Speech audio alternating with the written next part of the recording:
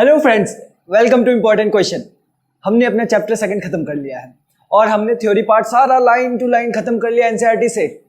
अब हम एनसीईआरटी के आगे चलते हैं और देखते हैं उसके कुछ एक्सरसाइज में क्वेश्चन है जो हमें कुछ और छुपे हुए कॉन्सेप्ट बताता है जो हमें आगे फर्दर एग्जाम्स में काम में आते हैं। हाँ, कॉन्सेप्ट एक्सरसाइज के क्वेश्चन से भी निकलते हैं। अब उनको देखते हैं। चलो शुरू करते हैं हम एक्सरसाइज के 2.1 से। Start it. तो एक्सरसाइज शुरू करने से पहले उन्होंने एक नोट दे दिए। पहली बात क्या बताई उन्होंने, in stating numerical answer take care of significant figure. मतलब क्या बात है, अगर न्यूमेरिकल आंसर दोगे तो किसका ख्याल रखना है? सिग्निफिकेंट फिगर का। याद रखना सिग्निफिकेंट फिगर क्या होते हैं, कैसे उनका ऑपरेशन होता है, मल्टीप्लीकेशन के वक्त क्या होता है, डिवीजन के वक्त क्या होता है। सारी चीजें जो मैंने बता दी है वो मैं फिर से नहीं बताऊंगा, ठीक है। अगर वो पुरानी चीजें मैं बताने लग गया यार तो फिर ये लेक्चर भी और लंबा हो जाएगा, फिर हमेशा बताना पड़ेगा बार बार लंबा। मैं काम हमेशा करूंगा कि तुम्हें ऊपर लिंक में सारी चीजें मिलेंगी। जाओ जाके पूरी सेकंड चैप्टर की पूरी प्लेलिस्ट डली है, लास्ट लेक्चर डाला हुआ है, हर चीज डिस्क्रिप्शन में भी तुम्हें लिंक मिल जाएंगे। जाओ देखो, पूरे चैनल पे पूरी वीडियो डली हुई है, आराम से देखो और फिर इस लेक्चर पे आके इस क्वेश्चन को, इस सेशन को देखते हैं। अब चलो, जो देख रखा है वो यहीं से शुरू करे। क्या कह रहा है पहला question 2.1, fill in the blank. फिलिप्स है तो क्या बोल रहा है कि the volume of a cube of side 1 centimetre is equal to dash metre cube. Okay, तो हमने याद किया था, याद करो जब मैं गाइडलाइंस बता रहा था वहां पे मैंने ये बताया था कि 1 सेंटीमीटर क्यूब जो होता है, हाँ मैं फिर से पेन कलर चेंज करने के लिए बोलूंगा और करूंगा। ओके, तो 1 सेंटीमीटर क्यूब के बारे में हमने गाइडलाइंस बताई थी कि ये सेंटीमीटर क्यूब सबका क्यूब होता है, मतलब वो पूरा होल सेंटीमीटर का क्यूब होता है। अगर मैं इसको लिखना चाहूँ तो ये ऐसा है। ओके, तो अगर मिलेगा तो सेंटी को भी पावर मिलेगी और मीटर को भी पावर मिलेगी। तो हम जैसे अगर सेंटी को लिखना चाहते हैं तो कैसे लिखा जाएगा भाई, 1 × 10 की पावर, सेंटी क्या होती है -2, है ना। सेंटी का हमने प्रीफिक्स के बारे में जब पढ़ा था यही पढ़ा था ना, सेंटी होगा -2। ओके, और इसके हो जाएगी इतनी मीटर। ओके, और इसका होल क्यूब। तो हमारा आंसर क्या बनेगा, तो 1 × में 10 की पावर -6 मीटर क्यूब। अब देखो इसमें कितने सिग्निफिकेंट फिगर थे, एक सिग्निफिकेंट फिगर था 1 ओनली, ठीक है। यहाँ भी कितने सिग्निफिकेंट फिगर है, 1, एक ही सिग्निफिकेंट फिगर है। तो हमारा आंसर क्या आएगा, तो ए पार्ट का आंसर आ जाएगा हमारा, ए पार्ट का आंसर आएगा 1 × 10 की पावर -6। ओके, फर्स्ट पार्ट का आंसर मैं उसको ऊपर भी लिख देता हूँ, देखिए 1 × 10 की पावर -6 मीटर क्यूब। ओके, ये इस टाइप से हमारा आ जाएगा, इसको भी मिला तो मीटर क्यूब यहाँ हो जाता है। ओके, तो अब हम नेक्स्ट क्वेश्चन की तरफ चलते हैं और नेक्स्ट पार्ट हमारा क्या कह रहा है, the surface area of solid cylinder of radius 2 centimetre and height 10 centimetre is equal to how much millimetre square. ठीक है, मिलीमीटर स्क्वायर, तो मिली के भी स्क्वायर है, मीटर का भी स्क्वायर है। तो पहले मिली का स्क्वायर बनाएंगे, फिर मीटर का स्क्वायर बनाएंगे, सब करके देखते हैं। देखो सबसे पहली बात क्या है, गिवन हमें सेंटीमीटर में और पहले वाले में जो हमारा है उसमें है एक सिग्निफिकेंट फिगर है 2.0 सेंटीमीटर, 2.0 सेंटीमीटर, वो क्या है उसमें एक सिग्निफिकेंट फिगर है। अगले वाले में क्या है 10.0 सेंटीमीटर, उसमें भी एक सिग्निफिकेंट फिगर है। हमारे दोनों केस में एक ही सिग्निफिकेंट फिगर है, तुम्हारे आंसर में भी कितने सिग्निफिकेंट फिगर होना चाहिए, एक सिग्निफिकेंट फिगर होना चाहिए। ओके, इस बात का हम पहले ही पता कर लेंगे कितने सिग्निफिकेंट फिगर आंसर में रखना है, क्योंकि हमने उससे साफ बोला कि भाई take care of that. Okay, तो सबसे पहले सरफेस एरिया निकालो सॉलिड सिलेंडर का। सॉलिड सिलेंडर मतलब क्या है, ऊपर से भी बंद है नीचे से भी बंद है। टोटल सरफेस एरिया क्या होता है तुम्हें याद होगा, बताओ जरा। तो मैं तुम्हें सिंपली बताता हूँ, एक होता है 2πrh और प्लस में 2πr²। ठीक है, तो बी पार्ट का जो आंसर होगा 2πrh प्लस में 2πr²। ओके, तो जो तुम्हें फॉर्मूला याद होगा वो ऐसे याद होगा 2πr और h प्लस में r। ओके, तो अब इस फॉर्मूले में पुट करो तो 2 × 2, पाई की वैल्यू 3.14, r की वैल्यू कितनी दे रखी है भाई, r की वैल्यू दे रखी है 2 रेडियस है 2.0 सेंटीमीटर। तो तुम इसको लो 2 × 10⁻²। हम पहले ना इसको मीटर में लेके चलते हैं, ऐसा यूनिट में लेके चलते हैं, फिर हम बाद में मिलीमीटर में कन्वर्ट करके बता देंगे, कोई ऐसा मुश्किल काम नहीं है।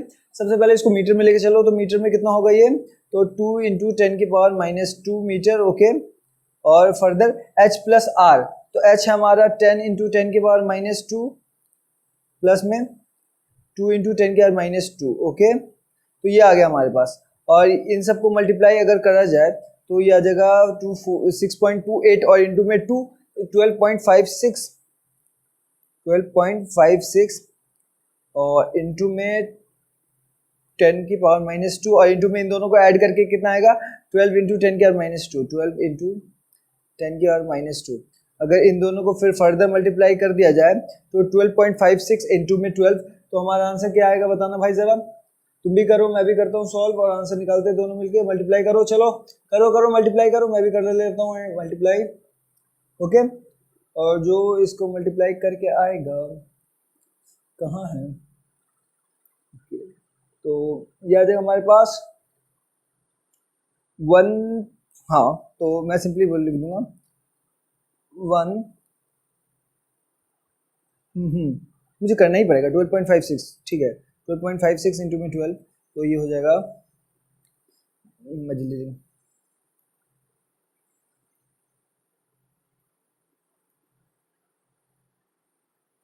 ठीक है ना ये, ठीक है।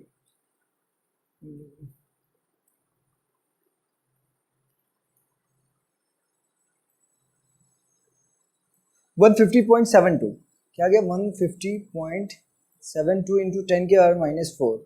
ओके, और अगर मैं इसके बाद फर्दर सॉल्व करूं तो क्या हो सकता है, मैं एक पॉइंट के बाद ही वो लगा देता हूँ,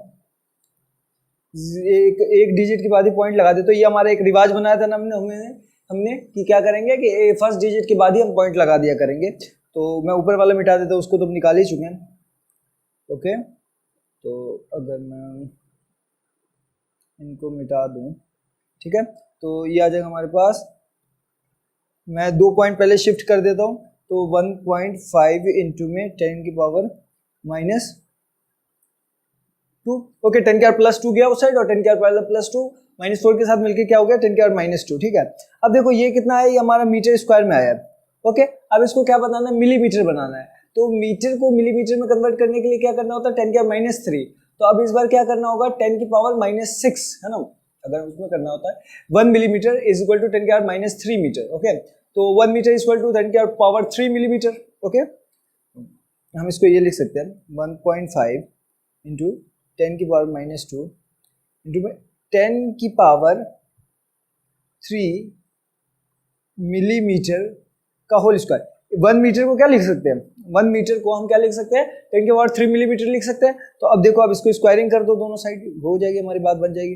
1.5 इंटू में 10 की पावर -2 इंटू में 10 की पावर 6 मिलीमीटर स्क्वायर, तो आंसर आ गया 1.5 इंटू में 10 की पावर -4 मिलीमीटर स्क्वायर। ओके भाई, और हमें कितने सिग्निफिकेंट फिगर में आंसर देना है, एक सिग्निफिकेंट फिगर या फिर पॉइंट के बाद एक रहने देते, 1.5 है 1.5 ही रहने देते हैं। 1.5 इंटू 10 की power -4 centimetre square. Okay, sorry millimetre square. तो सेकंड का आंसर भी हमारा आ गया, लिख लो इसको, सेकंड के आंसर को लिख लो सब। 1.5 इंटू 10 की पावर -4 मिलीमीटर स्क्वायर। ओके, अब देखो अगला क्या, vehicle moving with the speed of 18 kilometre per hour covers dash metre in 1 second, मतलब कि कितना मीटर 1 सेकंड में कवर करेगा। तो सिंपल सी बात है कि हमें मीटर पर सेकंड में ही आंसर देना है। ओके, तो मैं इनको मिटा देता हूँ एक बार सारी चीजें। तो हम तीसरे क्वेश्चन की तरफ चलते हैं, तीसरे पार्ट की तरफ, और उसमें निकालते हैं। तो हमारा क्या है कि वो चल रहा है 18 किलोमीटर 1 घंटे में, 18 किलोमीटर 1 आवर में चल रहा है, ठीक है। तो 1 आवर में 18 किलोमीटर चल रहा है, तो 1 किलोमीटर को पहले मीटर में चेंज कर लेते हैं। हम देखते हैं पहले कि 1 घंटे में वो कितना मीटर चलता है, तो हम इसको चेंज कर लेंगे। तो 18 इंटू 10 की पावर 3 मीटर इन 1 आवर, ठीक है। तो 1 आवर में कितना चल रहा है भाई, कितना चल रहा है 18 इंटू 10 की पावर 3 मीटर। तो मैं इसको इस टाइप से चेंज कर लेता हूँ।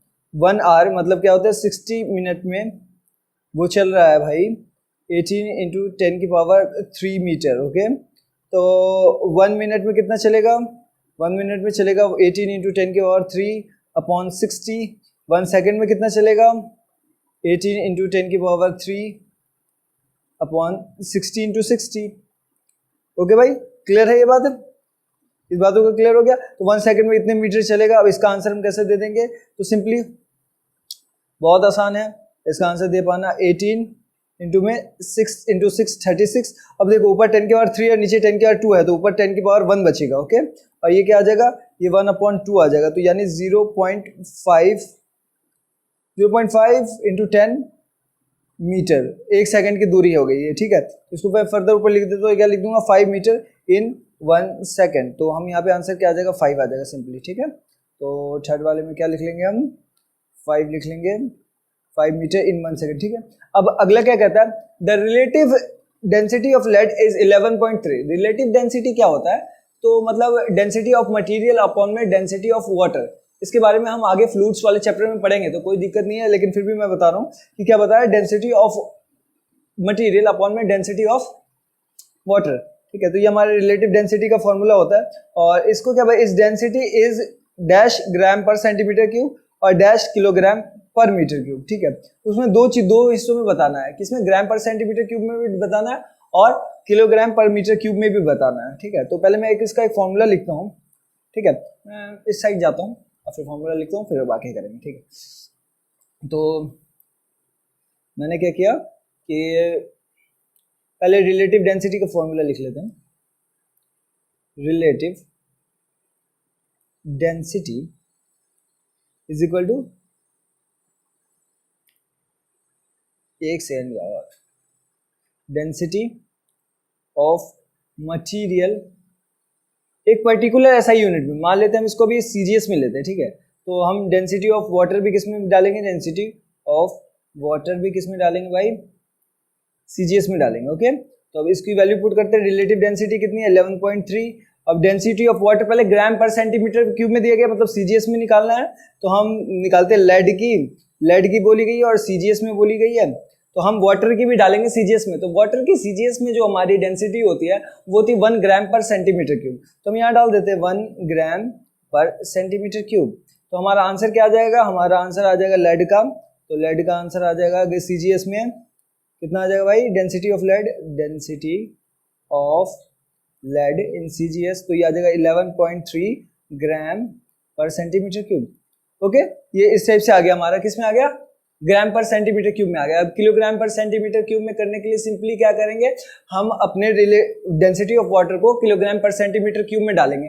इसको लिख लो कहीं पे, तुम्हारे काम आएगा, आगे भी बताए जाएंगे सारे फॉर्मूले, जहाँ पे ये बताया जाएगा कि मतलब कि जो डेंसिटी है वाटर की वो किलोग्राम पर सेंटीमीटर में, किलोग्राम पर मीटर क्यूब में है 1000 किलोग्राम पर मीटर क्यूब, ओके। तो इसको 1000 से अगर हम उसमें कर देते तो हमारा आंसर क्या आ जाएगा 11.3 इंटू 10⁻³ किलोग्राम पर मीटर क्यूब। तो डेंसिटी ऑफ लेड कितना आ जाएगा 11.3 किलोग्राम पर मीटर क्यूब। ऐसा क्यों हुआ, क्योंकि डेंसिटी ऑफ वाटर मैं दोनों केस में लिखता हूँ, सीजीएस में कितना होता है, सीजीएस में होता है हमारा 1 ग्राम पर सेंटीमीटर क्यूब, और एमकेएस जो भी है, एमकेएस हमारा उसमें है 1000 मतलब 10⁻³ किलोग्राम पर मीटर क्यूब, ओके। तो इस वजह से ये आंसर आया हमारा, ठीक है। ये बात क्लियर होगी। अब हमने अपने नेक्स्ट क्वेश्चन पे चलते हैं 2.2। तो अगला क्वेश्चन हमारा क्या कहता है fill in the blanks by suitable conversion of unit.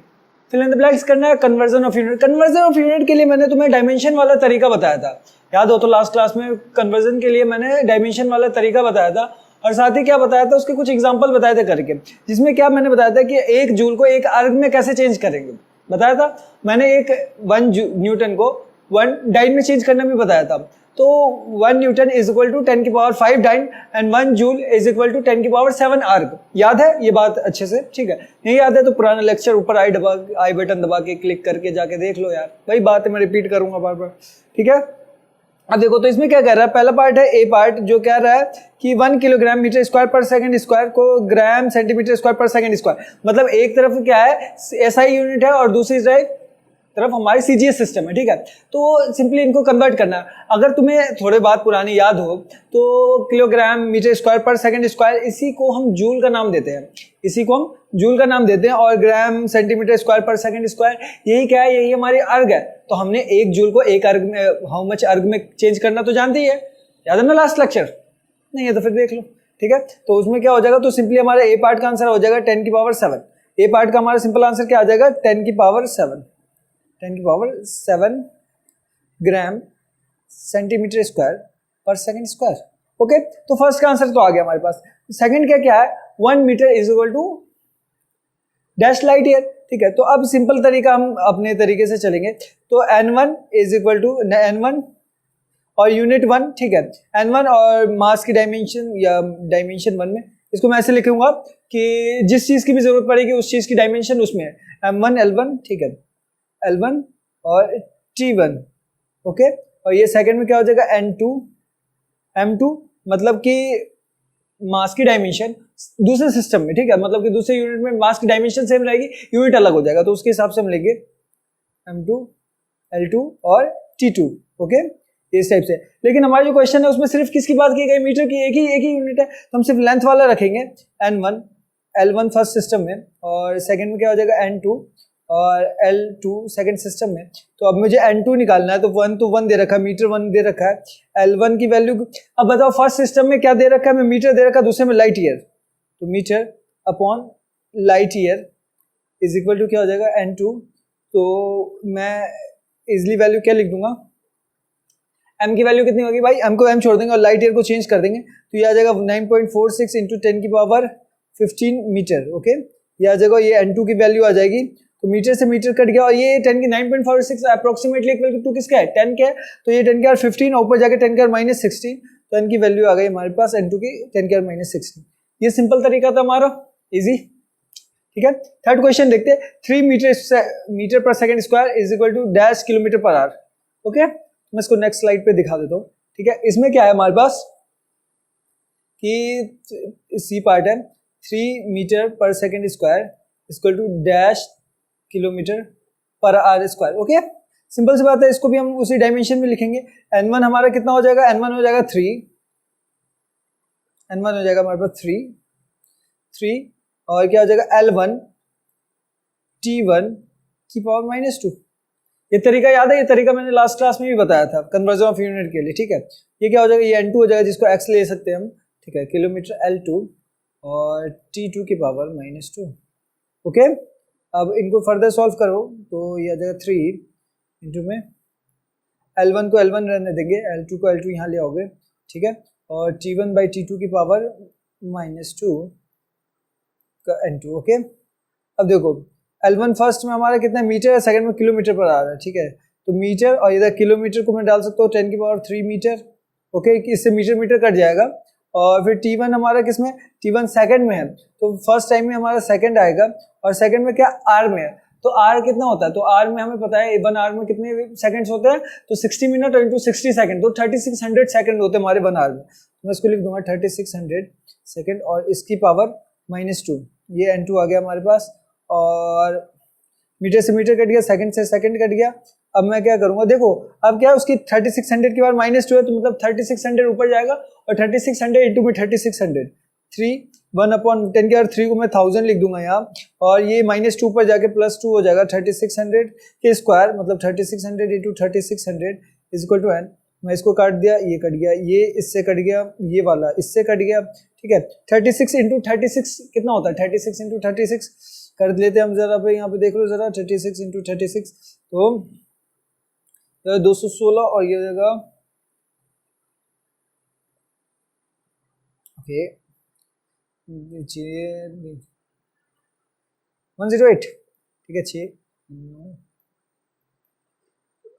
और इसको भी 3 से मल्टीप्लाई कर दो, तो 18 1 8 2 8 और 3888, ओके। तो ये हमारा आ गया 3888 और 3888 इंटू, और इंटू में 10 हमारे पास, तो 10 इसको टू n2, और इसको मैं सिंपली ऐसे लिख सकता हूँ 3.8 इंटू में 10 की पावर 4 n2, तो ये हमारी n2 की वैल्यू आ गई, सिंपल, ओके। क्लियर हो गया, इस टाइप से हम कर लेंगे, ठीक है। अब n2 की वैल्यू आ गई सिंपल से हमारे, तो ये चेंज करने का तरीका है कन्वर्जन ऑफ यूनिट, इसके लिए मैंने पहले भी बताया, और यही तरीका यूज करेंगे हम आगे चलते हैं। अगला क्या बोल रहा है कि g की वैल्यू दे रखी है 6.67 इंटू 10 की power -11 Newton metre square per kilogram square, और इसको हम चेंज किस में करना है, dash centimetre cube per second square per kilogram, ठीक है। अब एक बात यहाँ पे ध्यान दो कि यहाँ पे जो पहला सिस्टम है उसमें न्यूटन आ रहा है, और दूसरे सिस्टम में कोई स्पेशल नेम नहीं है, तो यहाँ पे दूसरे सिस्टम में देखो तो वहाँ पे ग्राम है, सेंटीमीटर है, सेकंड है, तो मतलब वहाँ सब कुछ फंडामेंटल में है, लेकिन यहाँ क्या है, यहाँ एक स्पेशल नेम है। तो हम इस वजह से क्या करेंगे, इसको भी हम फंडामेंटल यूनिट में कन्वर्ट कर देंगे, जो क्या होते हैं हमारे, जो हमारे होते हैं kilogram metre per second square.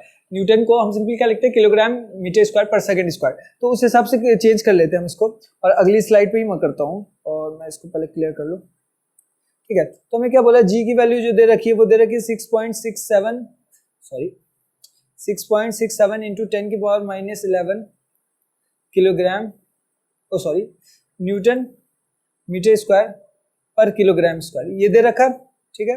और दूसरे सिस्टम में पूछा गया इज इक्वल टू, दूसरा सिस्टम क्या है, डैश, और इसको मैं आके वापस देखूं, centimetre cube per second square और पर ग्राम, ठीक है, centimetre cube per second square पर ग्राम, ओके, ये इस टाइप से दे रखा है। तो हम इसी टाइप से उसको भी फंडामेंटल में चेंज कर लेते हैं। तो पहले फंडामेंटल में न्यूटन मीटर स्क्वायर को चेंज करो, तो ये चेंज करते हैं हम, न्यूटन को हम चेंज कर लेंगे kilogram metre per second square, ये फंडामेंटल में चेंज हो गया न्यूटन, फिर मीटर स्क्वायर, ओके, फिर पर किलोग्राम स्क्वायर। देखो तो दोनों साइड की तरफ डायमेंशन सेम आना चाहिए, असल में वही बात चल रही है, ठीक है।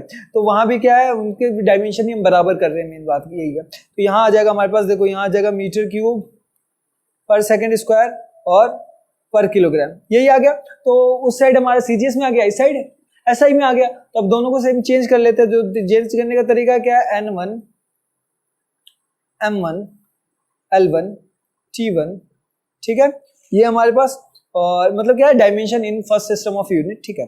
दूसरा क्या हो जाएगा, N2 M2 L2 T2, और इन सब की पावर जिस हिसाब से होगी उस हिसाब से हम पावर भी डाल देंगे, ठीक है। और अगला हम देखो तो N1 की वैल्यू क्या आ जाएगी, M1 अपॉन M1, मास की किधर, इधर भी पर ग्राम है और इधर भी किलोग्राम है। तो इधर तो हमारा फर्स्ट सिस्टम है हमारा 6.67 इंटू क्या है, अगर देखो तो सिंपल सी बात है कि हमारे यहाँ किलोग्राम दे रखा है और नीचे ग्राम है और इसकी पावर -1 है, ओके, ठीक है। लेंथ की हमारे पास क्या है, लेंथ के पास हमारे पास मीटर है और इनके पास सेंटीमीटर है, और इसका क्या है, इसका होल की पावर क्यूब है। टाइम का क्या है, टाइम का सेकंड है और इसके पास भी सेकंड है, और सेकंड की कितनी है, तो सेकंड की और -2 है, तो कोई फर्क नहीं पड़ता। और ये N2 के बराबर, N1 की वैल्यू हमें दे रखी है 6.67, और किलोग्राम को हम डालेंगे 10 की power 3 gram upon gram, metre को डालेंगे 10 की पावर 2 सेंटीमीटर अपॉन सेंटीमीटर, इसकी क्यूब, और सेकंड अपॉन सेकंड, तो बात तो खत्म ही हो जाती है। ये N2 की वैल्यू आ जाएगी, ठीक है। इन सबको सॉल्व करेंगे तो हमारा आंसर क्या मिलेगा, हमें आंसर मिलेगा G is equal to 6.67 into 10 की power 8 gram per gram centimetre cube per second square, ये हमें मिलेगा इस टाइप से। तो ये देख लो, इसको सॉल्व करो, 10 की पावर 3 की पावर इसकी -1 थी, तो ये नीचे चला जाएगा और उसको 6, तो इस टाइप से हमारा आंसर आ जाएगा, ठीक है। करके देख लो, 6.67 इंटू 10 की पावर -11, ये था हमारा, ओके। तो -8 होगा +8 होगा, करके देखना, -8 आता है या +8 आता है, बता देना मुझे कमेंट बॉक्स में लिख के। नेक्स्ट क्वेश्चन की तरफ चलते हैं, और क्या बोल रहा है, a calorie is a unit of heat और एनर्जी। कैलोरी जो यूनिट है वो हीट की है या एनर्जी की है, ठीक है, and it equals to 4.2 joule. मतलब क्या बोल रहा है कि एक कैलोरी जो है वो 4.2 जूल के बराबर है, where 1 joule is equal to 1 kilogram metre square per second square. में पता है कि 1 जूल क्या होता है, 1 kilogram square metre square per second square, ठीक है। Suppose we employ system of unit, हमने एक नया सिस्टम ऑफ यूनिट रखा in which the unit of mass is equal to alpha kilogram. हमने एक नया सिस्टम रखा जहाँ पे एक अल्फा किलोग्राम को 1 यूनिट रखा, मतलब कि अगर अल्फा किलोग्राम है, मतलब वो अल्फा की कुछ भी वैल्यू हो सकती है, ठीक है, और उसको हमने 1 बोला, ठीक है। और क्या है, और जो unit of length is equal to beta metre and unit of time is equal to gamma second, show that the calorie 4.2, ठीक है, show that the magnitude 4.2 alpha inverse beta inverse और गामा बीटा के whole square inverse और gamma square in terms of new unit. इसको हमें नए units में दिखाना है, ठीक है। सो दैट एक कैलोरी हैज अ मैग्नीट्यूड, इसको ये इस टाइप से होगा। तो इसके आंसर के लिए हम सबसे पहले अप्रोच करते हैं, क्या है कि हमारा जो गिवन है 1 कैलोरी इज इक्वल टू कितना दे रखा भाई, 1 कैलोरी इज इक्वल टू 4.2 क्या है जूल, ओके। तो 1.4 जूल, और जूल को क्या लिख सकते हैं, 4.2 kilogram metre square per second square, ये तो खुद ही इसने दे रखा है, ठीक है। वैसे हमें पता भी था, अगर नहीं, सॉरी ये जे कैपिटल होगा क्योंकि सिंबलाइज में है तो कैपिटल J। ओके ठीक है। तो अब हम करते हैं हमारा वही तरीका SI में। ठीक है, SI में क्या है, N1 मतलब कि एक साइड का मैं मानता था ना, तो N1 दे रखा हमारे पास 4.2। ठीक है, और M1 मतलब मास की डायमेंशन जो है वो किस में है, किलोग्राम में है, और 1 किलोग्राम के बराबर। जो हमारे इसमें मास की डायमेंशन है वो क्या है, मास के मास तो मास ही है, लेकिन उसमें मास की यूनिट क्या है, तो 1 किलोग्राम के बराबर हमारा 1 यूनिट ऑफ मास है। ठीक है, लेंथ की यूनिट फर्स्ट सिस्टम में क्या है, तो 1 मीटर के बराबर है। टाइम की यूनिट फर्स्ट सिस्टम में क्या है, तो बोला 1 सेकंड के बराबर है। लेकिन जो न्यू सिस्टम है, न्यू सिस्टम में क्या है, N1 तो हमें नहीं पता कि N1 क्या होगा। N1 मान लो कि हमें निकालना ही है, N2 सॉरी, कि किसके बराबर होता है, जिसको हम x लेते थे। ठीक है, x। ठीक है, और M2 मतलब कि देखो ये सारे डायमेंशंस है। ओके ठीक है, तो ये कितने कितने सेकंड कितने यूनिट के बराबर है वो मैंने बताया। ठीक है, तो M2 मास इन सेकंड डायमेंशन। ठीक है, तो वो कितना, alpha kilogram. Length in second dimension beta metre. Time in second dimension gamma second. ठीक है भाई, तो ये सिंपल तरीका है। तो अब क्या तरीका है, अब वही तरीका है कि हम दोनों साइड एक बराबर कर दें। ठीक है, तो 4.2 joule 4.2 kilogram metre square per second square is equal to x.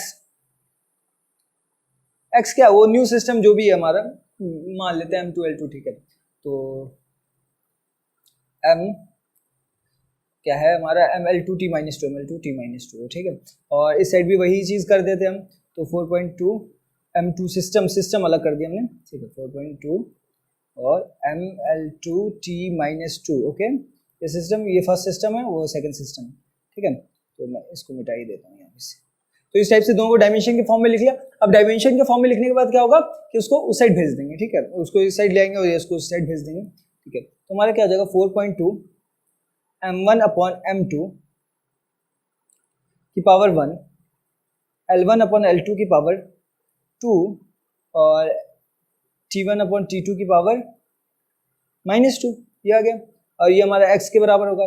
तो x हमारा क्या है, 1 कैलोरी जो भी है। ठीक है, तो 4.2 इज इक्वल टू M1 की वैल्यू 1 किलोग्राम, तो यहाँ से कितना आ जाएगा, अल्फा किलोग्राम है, किलोग्राम में ही। ठीक है, कुछ सर्टेन पैक करके मैंने 1 यूनिट बना दी। ठीक है, 1 मीटर, और यहाँ से है बीटा मीटर और इसका स्क्वायर, और यहाँ से है 1 सेकंड, और यहाँ पे गामा सेकंड, इसकी पावर -2 इक्वल टू x। ठीक है, तो फिर फर्दर अगर मैं करूँ तो क्या हो जाएगा, किलोग्राम से किलोग्राम कट गया, ये इससे कट गया, ये इससे कट गया। ठीक है, तो 4.2 अल्फा की पावर -1, अल्फा ऊपर जाएगा तो -1, बीटा की पावर -2, और गामा की पावर ऊपर जाके -2 होगा, लेकिन फिर माइनस वहाँ भी है, तो गामा की power +2 is equal to x। तो x की वैल्यू हमारी सिंपल से आ गई। ठीक है भाई, कि जो नई यूनिट में होगी वो क्या होगा, शो कर दिया हमने कि वो जो नई यूनिट में होगा 1 कैलोरी वो किसके बराबर होगा, 4.2 अल्फा के इनवर्स बीटा के इनवर्स, बीटा की पावर -2 और गामा की पावर +2। ये हो गया सो।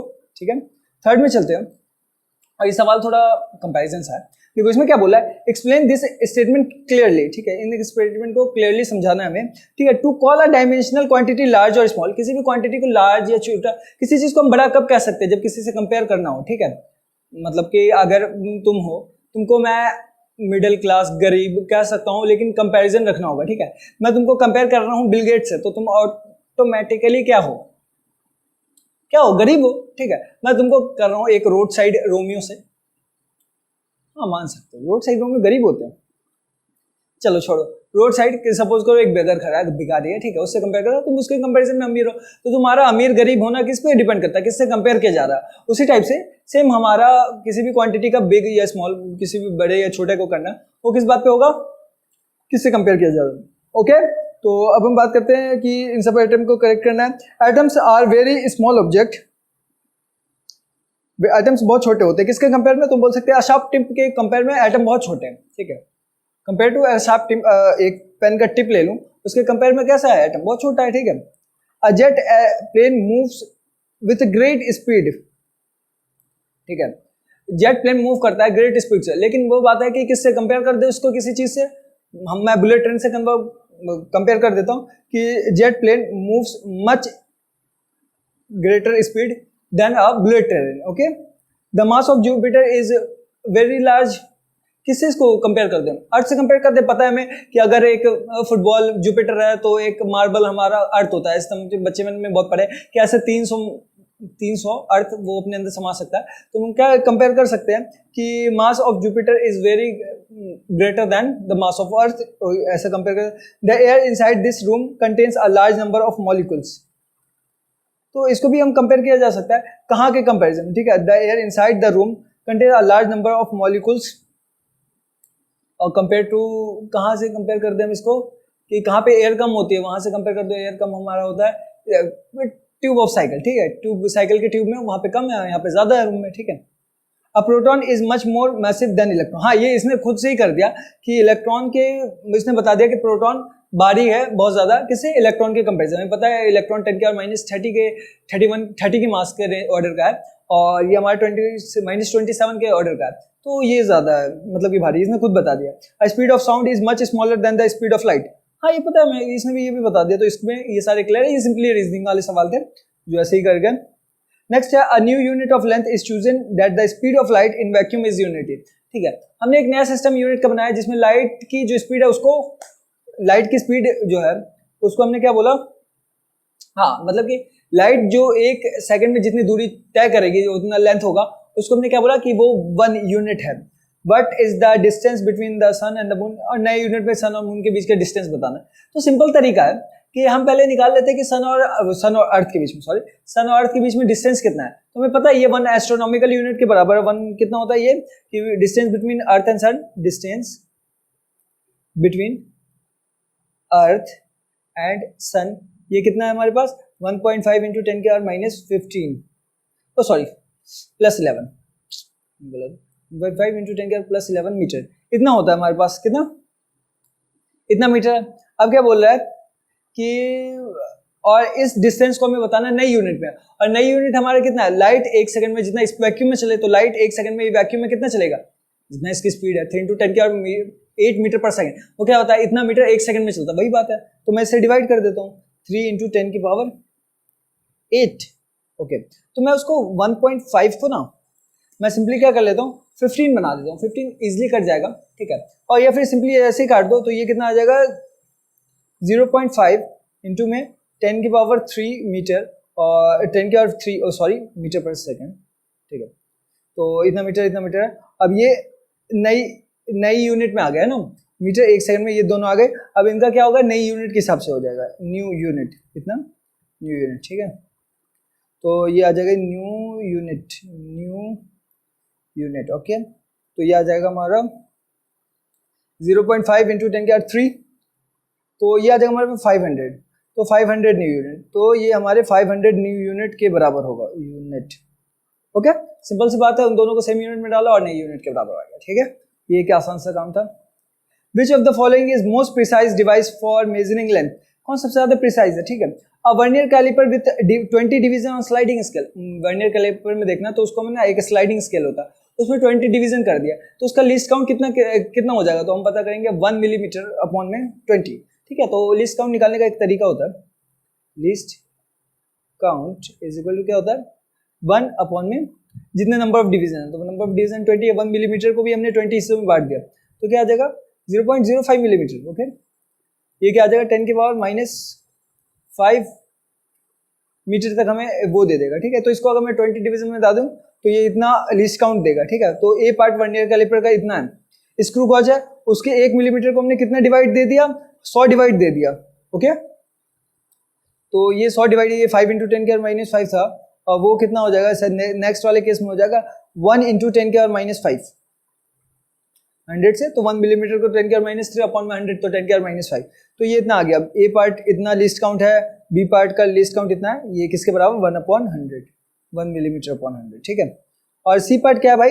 An optical microscope that major length with in the wavelength of light. Wavelength of light कितना है? उतने छोटे को नाप ले, तो सबसे छोटी मेजरमेंट करके कौन दे सकता है? वो 10 की पावर -7, तो उसकी लीस्ट काउंट कितनी हो जाएगी? 10 की पावर -7 मीटर में हो जाएगी। तो सबसे ज्यादा प्रिसाइज कौन हुआ? ऑप्टिकल इंस्ट्रूमेंट जो हमारा वो कर सके दे सकता है। ठीक है, हमें पता है ना, जो जितनी दूर तक मेजर करके देगा वो उतना ज्यादा प्रिसाइज होगा, तो वो 10 की पावर -5 में, ये 10 की पावर -7 में। ओके, अगले कहते हैं student measure the thickness of human hair by looking at it through a microscope by magnification of 100।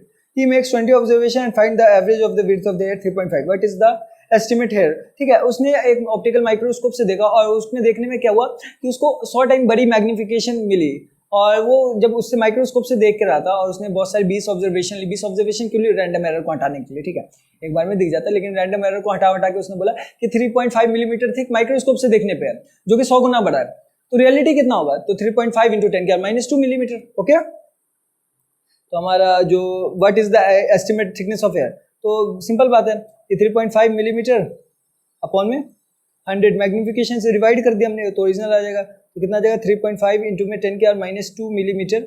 और हम ऐसा प्रीफिक्स को छोड़ते नहीं है, तो हम सिंपली क्या बोलेंगे? 3.5 इंटू में 10 के -5 मीटर। इतना हमारा आंसर आ गया, ठीक है। और चाहे तो हम इसको माइक्रोमीटर में दे सकते हैं, फर्दर और किसी चीज़ में भी दे सकते हैं, ठीक है, या 0.35 माइक्रोमीटर। ओके, तो इसको बताने का बहुत तरीका है, 35 माइक्रोमीटर। ओके, ये सब तरीका है, कुछ भी बता दो, -6 करके मैंने उसको माइक्रो लिख दिया, पता है ना, -5 -6 क्या होता है। नेक्स्ट क्वेश्चन है आंसर दी फॉलोइंग, ठीक है। मैं यहाँ पे बीच में आ रहा हूँ तुम्हारे, चलो तुम अपने को बुक में देख लेना, आंसर दी फॉलोइंग, ठीक है, या मैं हट जाऊँ, चलो हट जाता हूँ, ठीक है। क्या बोला कि you are given a thread of metre scale, how will you estimate the diameter of the thread, ठीक है। एक पहला क्वेश्चन ये, screw gauge has a pitch, इसको देख लो अच्छे से, फिर मैं बाद में आऊंगा तो बाकी से चीज दिखाऊंगा, ठीक है। क्या a screw gauge has a pitch of 1 millimeter and 200 division on the circular. Do you think it is possible to increase the accuracy screw gauge arbitrarily by increasing the number of division on the circular scale? The mean diameter of the thin brass is to be measured by vernier caliper.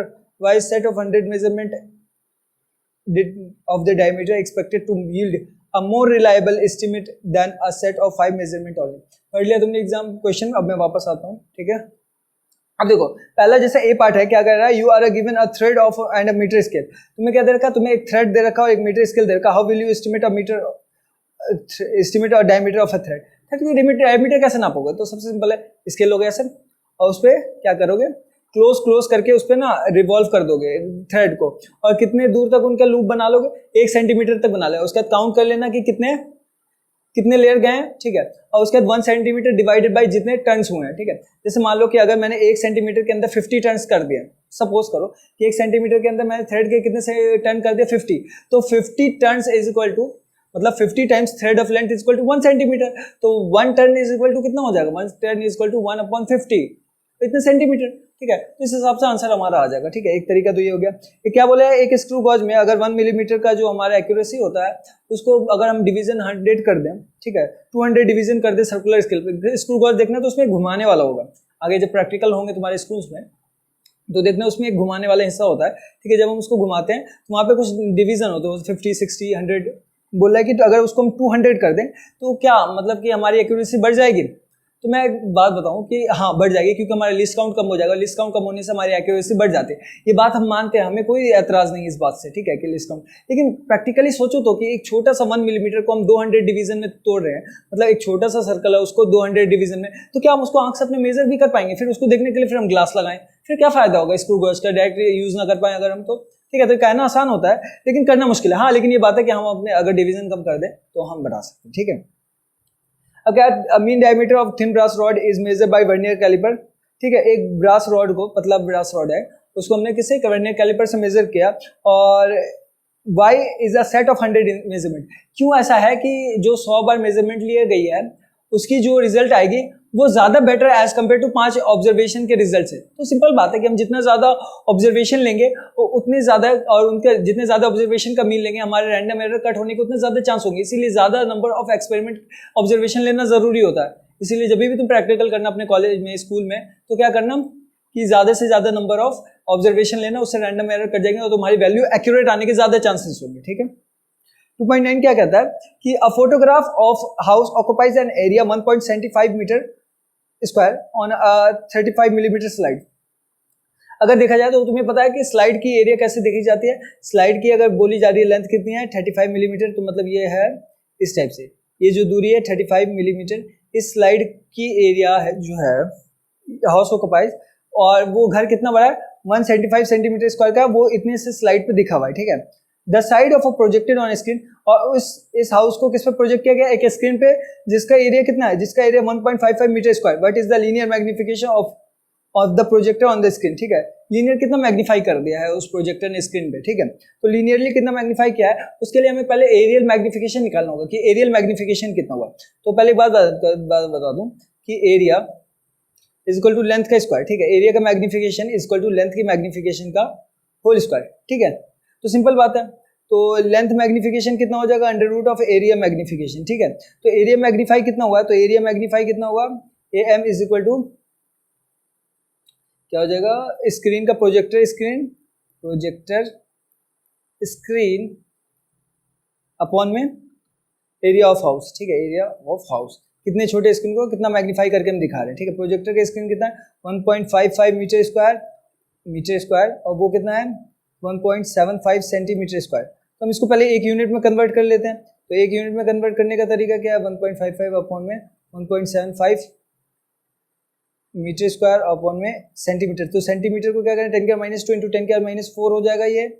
Metre square से metre square cut गया, और इनको अगर मैं divide देके further answer निकाल दूँ, तो इसका आंसर निकालो भाई, तुम लोग भी निकालो और मैं भी निकालता हूँ।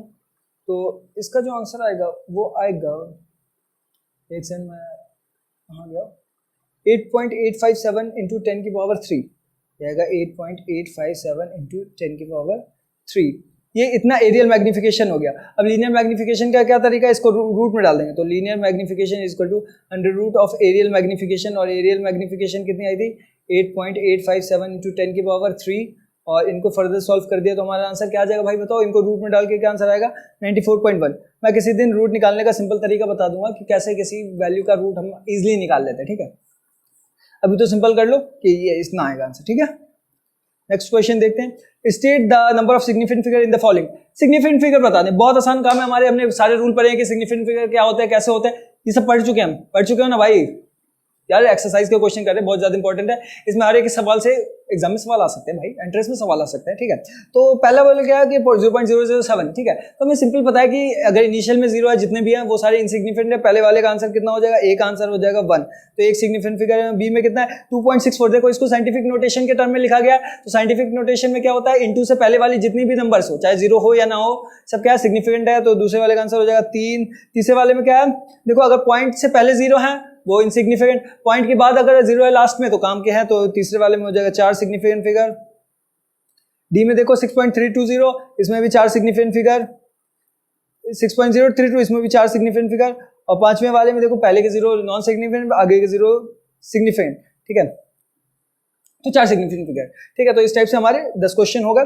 आगे करोगे और चलो आगे करते हैं। तो अगला सवाल क्या कर रहा है हमारा, अगला सवाल कह रहा है कि the length and breadth of the thickness of rectangular sheet of metal are 4.234, 1.005 and 2.01 centimetre, ठीक है। तो find the volume and sheet area and volume. तो हमें एरिया निकालना, वॉल्यूम निकालना, क्या है करेक्ट सिग्निफिकेंट फिगर में निकालना है।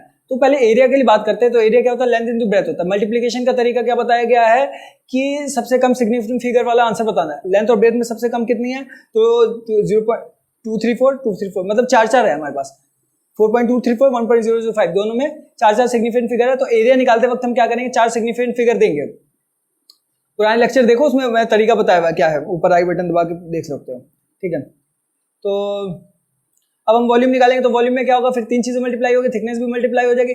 तो देखो थिकनेस में 3 सिग्निफिकेंट फिगर है, तो इसलिए वॉल्यूम में हमारे कितने सिग्निफिकेंट फिगर में आंसर देंगे, हम 3 सिग्निफिकेंट फिगर में आंसर दे देंगे, ओके। तो हम इसका देखते हैं, और जो हमारा है वो क्या है एरिया। तो एरिया जो है हमारे पास वो क्या होगा, L इंटू बी। L है हमारे पास 4.234 और B है हमारा 1.005। इनको मल्टीप्लाई कर दिया तो आ गया क्या हमारे पास 8.51034, ओके। तो इतना आ गया हमारे पास। लेकिन हम आंसर कितने में देंगे भाई, आंसर देना हमें 3 में, सिर्फ कितने 3 सिग्निफिकेंट फिगर, 4 सिग्निफिकेंट फिगर, तो 8.510, ओके। इतना मीटर स्क्वायर हमारा आंसर है 8.510, ओके। ये एरिया का दिखा दिया हमने। अब अगला हम क्या करेंगे, अगला हम करेंगे वॉल्यूम निकालेंगे। तो वॉल्यूम में कितने सिग्निफिकेंट फिगर रखने हैं, वॉल्यूम में हमें 3 सिग्निफिकेंट फिगर रखने हैं, सिंपल सा काम है। तो वॉल्यूम के लिए क्या होगा, length breadth into height, 4.234 into में 1.005, अगला क्या है इंटू में थिकनेस कितनी दे रखी है, थिकनेस दे रखी है 2.01 सेंटीमीटर, याद रखना 2.01 सेंटीमीटर है, तो इसको मीटर में चेंज कर लेंगे हम पहले, और कितना हो जाएगा ये 2.01 इंटू 10 की पावर, सॉरी इंटू 10 की पावर क्या हो जाएगी भाई, 10 की पावर 2, ओके -2, सॉरी -2, और इसका आंसर आ जाएगा हमारा जो वॉल्यूम आ जाएगा, वॉल्यूम आएगा 8.55 289 इंटू में 10 की पावर -2, ठीक है भाई। और मैं अगर वॉल्यूम इतना मीटर क्यूब आएगा, अगर मैं इसको सिग्निफिकेंट फिगर, कितने सिग्निफिकेंट फिगर रखना है, 3 सिग्निफिकेंट फिगर रखना है, तो आखिरी के 3 डिजिट जो है 9, 8, 2, इनको क्या कर देंगे हम, निकाल देंगे बाहर, और निकालेंगे कैसे, राउंड ऑफ कैसे करें, 5 के बाद 2 है, 2 सिंपल से 0 बन जाता है, तो सारे राउंड ऑफ हो गए, और क्या आंसर आ गया 8.55 इंटू 10 की पावर -2 मीटर क्यूब, और यह सिंपल क्या करते हैं 0.0855, मैं ऐसे भी छोड़ सकता हूँ, ऐसे भी छोड़ सकता हूँ, ठीक है, ये दोनों आंसर है मेरा, ओके। अगला क्या है, अगला क्वेश्चन कहता है कि the mass of a box measured by a grocer balance is 2.300 kilogram, sorry, 2 gold pieces of masses 2.15 gram and 2.17 gram are added to the box. अब हमने उसमें कितना ऐड कर दिया, ये दोनों बॉक्स ऐड कर दिया, the total mass of the box, total mass बताना है, और difference is the masses of gold, difference in the masses of pieces to correct significant figure, इनको भी इनके बीच का गैप बताना है, दोनों मासेस का कितना है, और करेक्ट सिग्निफिकेंट फिगर में बताना है, तो सिंपल सी बात है, इसको हम बड़ी जल्दी में सॉल्व कर देते हैं। तो टोटल मास कितना हो जाएगा, m total is equal to 3 का मास जो है m बॉक्स, ठीक है, पीस 1 प्लस पीस 2, और हमें सिग्निफिकेंट फिगर का रूल क्या कहता है, एडिशन में आंसर में हमें उतने सिग्निफिकेंट इतने डेसिमल के बाद पॉइंट डिजिट छोड़ने हैं जितने की सबसे कम हो, तो सबसे कम कितने 2.30 2.1, तो 2 है, पॉइंट के बाद 2 सबसे कम है, तो पॉइंट के बाद 2 छोड़ेंगे, ठीक है, तो मैं 2 ही लेके चल रहा हूँ, 2.30 प्लस में 20.15 प्लस में 20.17, इन सबको ऐड कर दो, तो हमारा आंसर कितना आ जाता है भाई, बताना जरा, ऐड करके बताओ कितना आ रहा है आंसर, 2.34, ओ देखो उनको क्या है, वो ग्राम में, ऊपर वाला किलोग्राम में थे, तो इंटू 10 का -3 भी आएगा इनके पास, से -3 भी आएगा, -3 भी आएगा, ओके, वो किलोग्राम में था तो कोई इशू ही नहीं है, या उसको ग्राम में कर ले, बताओ जो भी तरीका है तुम्हारा सब सही है, ठीक है, मैंने उसको किलोग्राम में ही रहने दिया, ज़्यादा बेटर, मैं ऐसा ही में छोड़ दूंगा, ठीक है, तो मैं इनको ऐड करके जो आएगा मेरा आंसर वो आएगा 2.3442 किलोग्राम, ठीक है भाई, लेकिन हमें पॉइंट के बाद कितने डिजिट छोड़ने, सिर्फ 2 छोड़ने हैं, तो 2.34, क्यों, क्योंकि 4 हमारे 0 के ज़्यादा पास है, इसलिए वो खत्म हो गया, 2.34 किलोग्राम, ये हमारे सिग्निफिकेंट फिगर में आंसर आ गया, ये देखो आंसर है, ओके, ठीक है, पॉइंट के बाद हाँ 2 डिजिट छोड़ने, तो 2 डिजिट छोड़ दिए हमने। अब देखो अब क्या बोला गया है कि the difference in the masses of pieces, pieces के मासेस में डिफरेंस दे दो, तो P2 माइनस P1, ठीक है, 2P2 माइनस P1, तो सब्ट्रैक्शन में भी क्या होता है कि हमें उतने छोड़ने होते हैं पॉइंट के बाद जितने कम हो, सबसे कम हो, तो दोनों में 2 है, तो पॉइंट के बाद हम 2 ही डिजिट छोड़ देंगे, ठीक है, तो 2.20.17 माइनस में 20.15, तो ये हमारा आंसर कितना आ जाएगा 0.02, ओके, पॉइंट का छोड़ दे, इतना किलोग्राम का फासला आ गया, ठीक है भाई। तो इसके साथ हमने 12 क्वेश्चन तकरीबन कर लिए, और बचते हैं हमारे कुछ क्वेश्चन एक्सरसाइज के, तो उसको हम नेक्स्ट लेक्चर में कंप्लीट कर देंगे, फिर एडिशनल भी करेंगे, ठीक है, और पुराना लेक्चर देख लो, अगर क्वेश्चन करने में मजा आ रहा है तो आगे और करेंगे, चलो थैंक यू।